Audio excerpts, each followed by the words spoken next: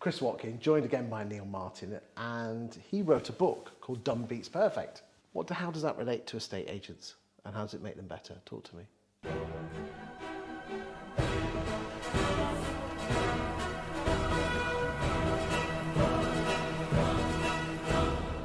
Okay, so done beats perfect. First of all, I want to clarify something. Done beats perfect doesn't mean any old junk's going to do, right? It's not about just throwing something out into the world at the minimum, the minimum level. It's about doing things to the best of your ability today. So the difference between excellence and perfection? Yeah. Well, perfection is actually the lowest standard of all because you'll never meet it. I like that. Okay, so don't try and be perfect. Just try and do your best. Okay. I first used the line "done beats perfect" in a video when I misquoted someone else. We talked about sampling content. I'd read a line, "done is better than perfect," in the book by Sheryl Sandberg from Facebook. And I referred to that line at the beginning of the video, and at the end of the video, I said it as "done beats perfect." And for whatever reason, it stuck. And I ended up using it on stage, ended up using it in other videos, other bits of content, whatever. And as I started to use it more, I started thinking, well, hang on, what does that mean? How can I break that down? How can I put more detail on it, put more meat on the bones? With the last couple of years being the way they are and, less speaking engagements because there were no live events and stuff, I thought, how do I take some of this stuff and distill it into the book? And the book goes deep into all of the different areas, but I'll give you the headlines, which are the four main parts, which are the DONE. Yeah? So the first thing that every single person needs to do, this applies to all areas of your life, but in particular in your business, is decide what's the outcome you're trying to create. That's the D. That's the D. The D stands for decide. So decide what is the outcome you're trying to create, but more importantly, decide who you need to be in order to create it. Oh. Because it's really easy to say, oh yeah, I want to get my revenue to this number. Or, oh, okay, I want to get to, I've got 1 branch and I want to get to 3, or I've got 5 branches and I want to get to 10, or, actually I want to have less branches and have like a central management hub, or whatever your thing is, right? It's really easy to figure that out. The thing you really need to figure out is, okay, how do I need to show up to make that happen? It's about deciding who you need to be. And we talked a little bit about like unconscious terrorists and all this kind of stuff. Like, how do I get a deeper understanding of me? Now, one of the things that I've been saying for years now is I hear loads of, particularly a lot of like personal development speakers and gurus and things talking about, level up, level up, level up, business coaches, level up, level up. I tell them, if you want to level up, first you've got to level in. What do you mean by that? You've got to dig deeper on who you are. Peel the layers back. What's going on inside Chris right now? Who is Chris? How well does Chris know Chris? Self-awareness. Self-awareness and also self-design. What do you mean by that? You seen the film Rocket Man? Yes. Okay, there's a line in Rocket Man where it's Elton John, but it's whether he actually said the words or not, I don't know. But it's Elton John, is it Elton John or is someone talking about Elton John? I think someone talking about Elton John. And they said, in order to be the person you're destined to be, you have to kill the person you were born to be. Or words along those lines, right? So it's basically, who's the person I am now? Who's the person I want to be? What's my life like now? What's the life I want to have? Okay, who do I need to be to have that life? Now, you also need to ask yourself, do I really want to be that person? Because there may be some changes you need to make in terms of how you show up. You go, actually, that's not who I want to be. So maybe I don't really want that outcome, because if that's what it takes, maybe that's not me after all. But at least you're aware of it. But at least you're aware of it, and you can think about it. Okay. So the first thing's that, decide. Second bit, operate. Now, you've heard the term fake it till you make it. I hate that term. It's bad advice. Because if you feel fake, will you ever show up at your best? So I don't talk about fake it to make it. I'll talk about operate as if.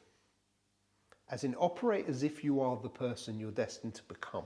It's what my area manager used to say when I was, if you want to be an area manager, as a branch manager, act as if you are one. Exactly, right? Behave in that way.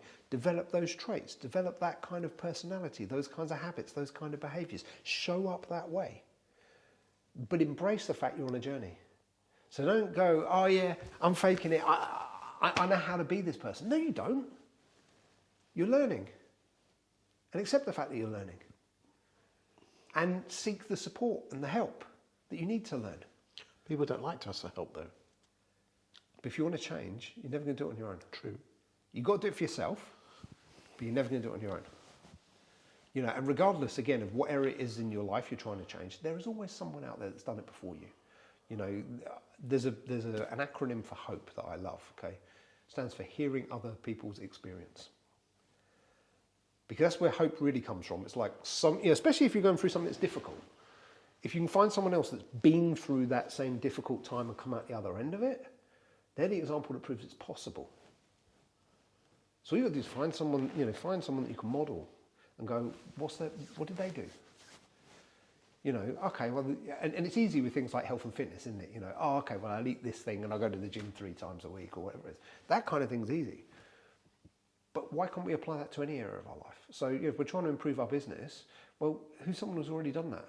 Can I read their autobiography and find out what they did? Can I read 2 or 3?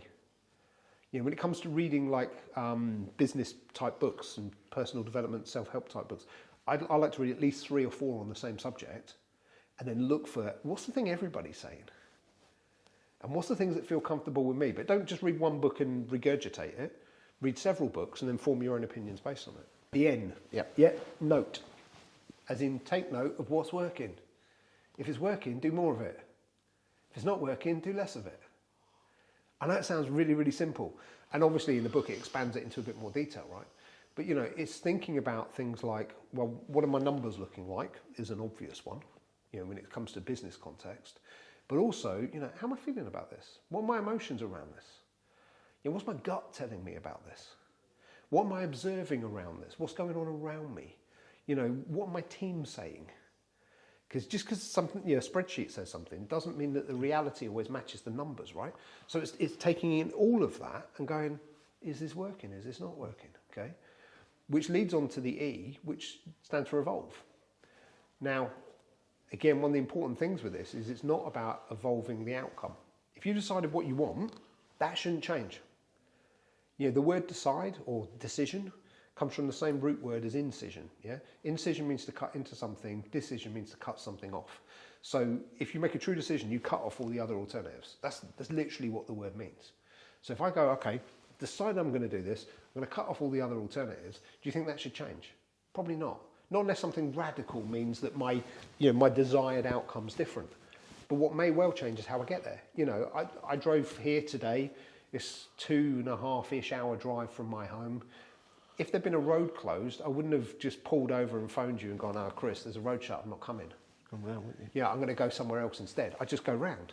You know, or if I got stuck behind some kind of incident that meant I was going to be late, I'd call you and let you know I was running late, but I'd still get here. Yeah. You know, and that's the thing.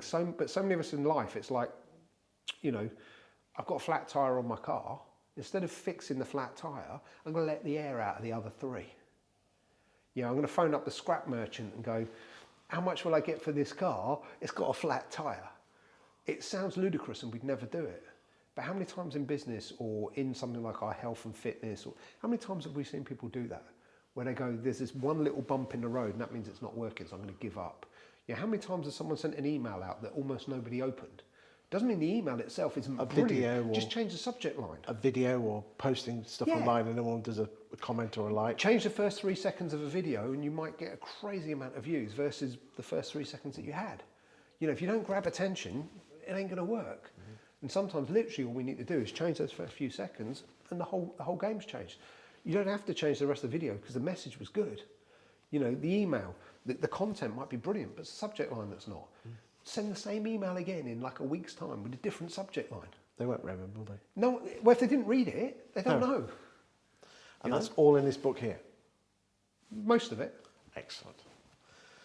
Thank you for your time today. Thanks, Chris.